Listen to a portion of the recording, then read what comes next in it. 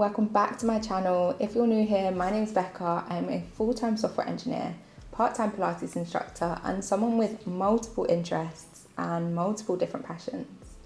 Today I'm going to take you through a day in my life working from home and just give you a little insight into that again.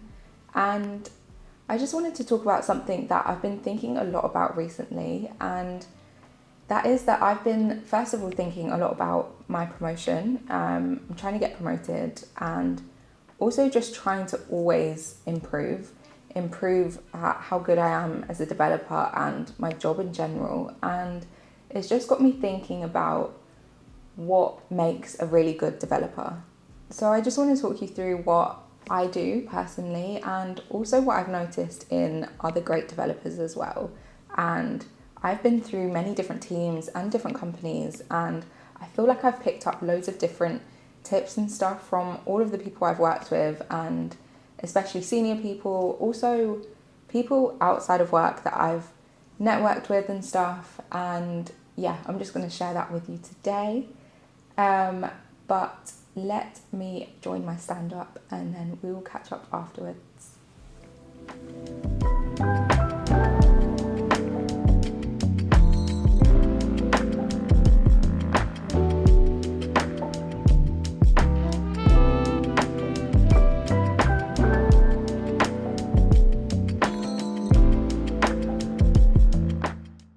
So firstly, you need to prioritize time away from work. And this probably sounds very counterintuitive, like to get promoted, to be better at your job, you need to step away from work.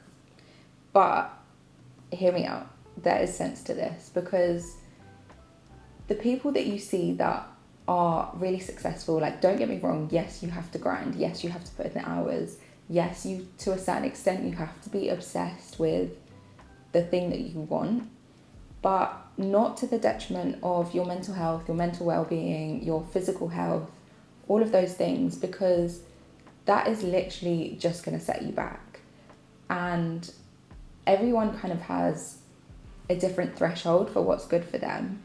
But I know that if I am not prioritizing my time outside of work and my physical health and all of my interests and just having balance across my life, then I'm not going to show up to work with my best self. So, for example, one of the things for me that's very important is my fitness and movement and my physical health. So I go to the gym every morning, or make sure I get some movement in. So I went to the gym this morning. I can insert some clips here, but yeah, just moving my body is so important for me. I know that when I go to the gym, when I start my day in that way, I'm much more focused when I come to sit down at my desk. I feel like a whole new person and I'm ready to be in the zone. I'm ready to get my brain switched on and do everything to the best of my ability. And for you, it might not be movement, but you need to find what it is for you that helps kind of get that balance across your life. And it's definitely possible. It's been possible for me in the past and possible for other people I know to get a promotion without having to work your evenings and weekends. And sure, there might be seasons where you have to work a little later, or maybe around that promotion period, or maybe when there's a big project, you've got to put in a couple extra hours here and there.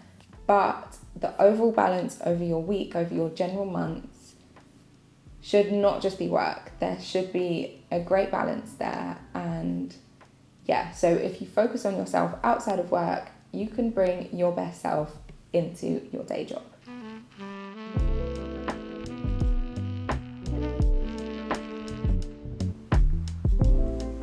Today has also been one of those days where I've spent so long debugging and trying to fix these errors, and it can be so frustrating sometimes. But this brings me on to my next point about what makes you really stand out as a developer. And I think sometimes it's really easy to find a quick fix to a solution and just move past it, especially when it's so frustrating like this that you can't, like, you just want to leave it to the side, forget about it and move on.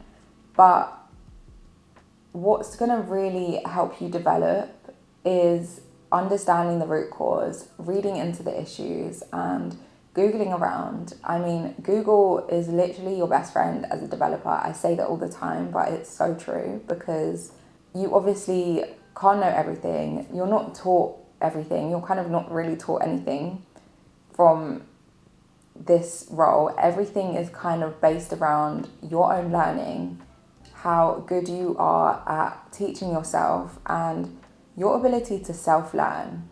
So you really need to Google everything and Google as much as you can.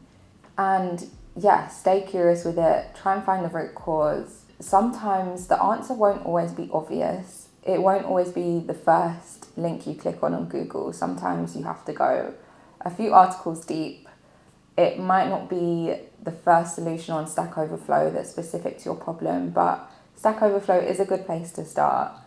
But yeah, you really need to kind of dig deep and do more than just fix the problem. If you want to develop further, you really need to understand what's going on.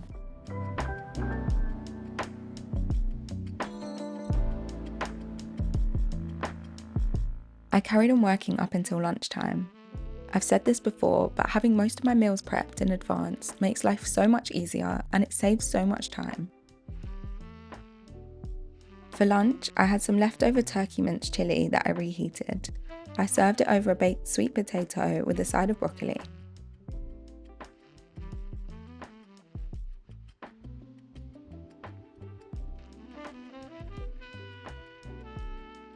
I ate while taking a proper break from work, which is something I try to be intentional about.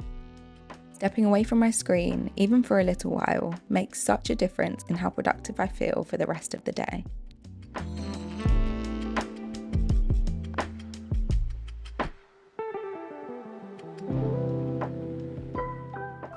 So in my role, I've been pairing a lot with one of the juniors in my team, and I'm just kind of helping get him up to speed, helping with any knowledge gaps he has, and just pairing on any different tickets. And I'd say that as you want to get promoted, or as you just want to expand on your skills, become a better developer, and especially as you work yourself higher up in the levels of software engineer, this is a skill that you really want to work on. Pairing is so useful for different things, and first of all, the communication side of things.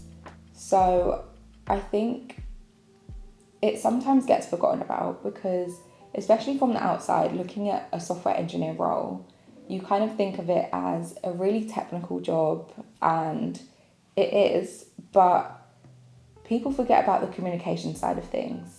It is so important to be able to build upon this skill, to be able to explain what's in your head, to be able to explain complex ideas, to be able to help explain ideas to people that maybe aren't so technical or don't have as much experience as you, and to be able to translate that from your head into words that someone else can understand and then can take away and build upon is so important.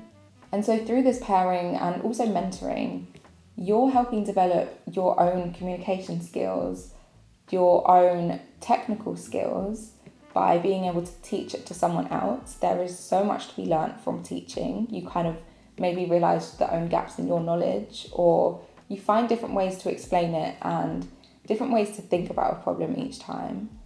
And you're also helping develop others. And then for a promotion side of things, I think really showing that you can have an impact on someone else and their journey so that you kind of build up the people around you as well is also so valuable. And I think it's more than just that. It also, it feels quite fulfilling if you're able to kind of contribute to someone else's journey and really see that impact. So if you don't already, I really recommend pairing or even just a few sessions to coach or mentor or just really help out other people that might be less experienced, or maybe they're the same level, they just have less knowledge in one particular domain. And the same can work both ways. It would also be great for you to pair with others and learn from them. I really think there is so much you can learn from all different people. So yeah, really focusing on the communication side of things. And then also on this point of pairing and communication, it can also be so valuable if you think about it the other way around as well. So try and find a chance to pair with people that are more experienced than you, and try and speak to as many people as you can across your team, across different teams, across back end, front end, different technologies, people with different experiences. Maybe they work in infrastructure, maybe they're on DevOps, or maybe they're the front end team, the back end team, and try and learn as much as you can from everyone around you. Try and pick the brains of everyone. Really stay curious with it and try and learn as much as you can. Have a look at the people that are in the position just above yours and see what they're doing that you're not doing. Have conversations with the engineering leads or literally anyone that is in a position above you, and figure out what you can take from them and how you can build upon your skills to get in their position. And so this idea of you trying to learn as much as you can across loads of different domains is also really key to a promotion as well, or just leveling up as a software engineer. And it's what's really going to make you stand out from loads of other engineers. Because yes, to a certain extent, every engineer is curious about things. Every engineer wants to problem solve. But what makes you really stand out is really digging that little bit further. Really staying curious about everything. And yes, you can have your specialism, but when maybe there's a problem or a bug in a different area of code, instead of kind of just being like, that's not my job, someone else can look at it, I'm not the best skilled in this area, you need to think, oh no, like I'm an engineer, I can figure it out. Just give me some time and I'll look into it. And even if you can't figure it out, at least kind of having a go, staying curious and really putting yourself in kind of every opportunity. And anytime there's a chance to kind of work on a new skill or you spot an opportunity to learn something new, you need to just take it and run with it.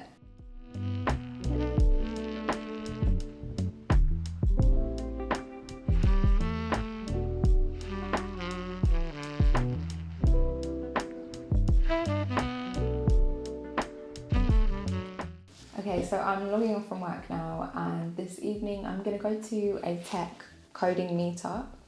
So this is something I try and go to every other week. I kind of alternate it with a dance class. And this brings me on to my next point, which is what you do outside of work is also so important. And I know my first point was you need to switch off from work, but you also need to find the balance of networking outside of work, building that network. And there is so much more to your career than what you're currently just learning in your current job. That's not the whole picture. And you kind of need to stay up to date on the industry as a whole. And your career and your company may not give you the whole picture. So learning from others outside of your direct team and building relationships with people outside of your direct company can be so valuable. I mean, it can be valuable for many different reasons. You're going to interact with people with different experiences, different backgrounds, different companies, and people of all different experience levels. You're also going to have loads of conversations that you might not even know where it leads to. And it's also good for building your network. As you may or may not know, I was previously made redundant, and having a community outside of work, you again never know where the opportunities can lead to. You can hear about job opportunities, you can build your skills, and throughout that redundancy throughout that redundancy period, that meetup was so valuable for me, and it's been so valuable in so many different scenarios, different ways to learn about new things, different ways to kind of hear different opinions, get different feedback. And yeah, so I really recommend networking, reaching out to other communities, and just finding ways to learn outside of work, because you never know how these can translate into your daily job, your day-to-day life, or your future opportunities.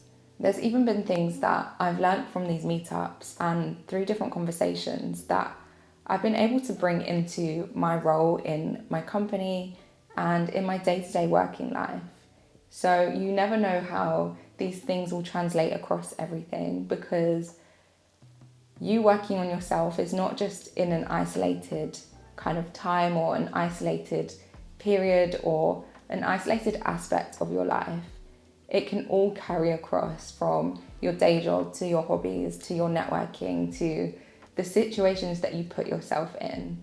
And I think it's just really key to build yourself as a whole in your evenings and weekends, as well as during in your 9 to 5. After staring at my screen all day for work and then keeping my brain switched on for coding in the evening, it can sometimes feel hard to switch off. In the evenings, I try to be intentional about winding down at night.